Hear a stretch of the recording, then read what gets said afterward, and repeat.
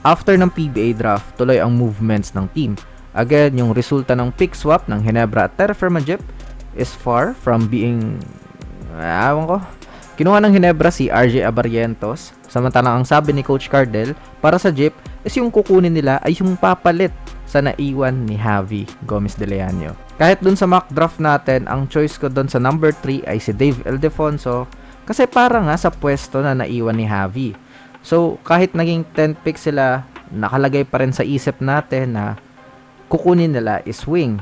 Pero ang kinuha nila ay si Mark Nonoy. Like, kala ko ba papalit sa pwesto ni Javi? Baka papalit sa pwesto ni Chris Ross. Pero moving on, dito naman tayo sa bagong trade. Magnolia naman ang gumalaw. They will send Gio Halalon and Abu Tratter to Northport para kay Save Lucero. Ha? Kala ko may kasunod pa, ba't ganyan lang?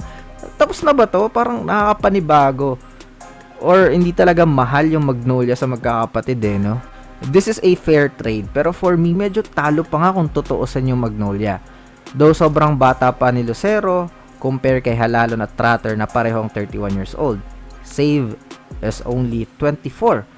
Pero kasi, hindi naman sobrang tanda nung Halalon. Tsaka yung impact kasi na mawawala sa Magnolia yung iniisip ko. Without Halalon, Tyler Bay will not emerge as one of the best imports ng PBA. Gusto ko kasi talaga yung nabibigay ni Gio sa isang laro. All out and mataas yung chances mo to win. Kaso, iti-trade naman na talaga siya Rumored na yan. Kaya, sige lang. Nakakuha naman sila ng player na merong upside. Kaso, hindi mo rin magigets yung Northport. Bakit ganito yung gusto nila ng mga trade? Another point guard na naman. Kakakuha lang nila kay Evan Nelly kahit pero silang Franyu.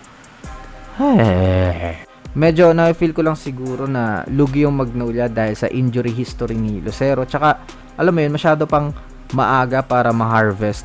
But they've got what they wanted, another long body in the paint. Pero kasi, goods naman na sana kahit one-on-one with Halalon and Lucero. Pero nagbigay pa ng Tratter. Like, SMC moves ba to? Nakakapanibago. Or sadyang hindi lang talaga, yun nga, hindi mahal sa magkakapatid yung Magnolia. Kasi tingnan natin tong isang trade na nangyari. One-on-one. Sydney Onwabere goes to Northport again. Tapos ang makakuha ng Ginebra ay si Ben Adamos. Nakapag-unload sila ng player na hindi ginagamit para makakuha ng serviceable big man. Tsaka it's Ginebra and Northport again. Magagamit kasi talaga si Adamos kung paano ginagamit si Ralph ko ngayon. Samantalang yung nawala sa kanila, hindi nga mabigyan ng role sa team. So another win for Ginebra. Trinade din pala nila yung kanilang draftees na sina Didat Hanapi at Paula Hernandez para sa second round pick ng Terra Firma next year. A possible 13th pick. Panis. Nakapag-unload ng hindi magagamit na player para sa mas magandang draft pick. Kayo ba, anong tingin nyo sa trade na to? Let me know all your thoughts in the comment section below.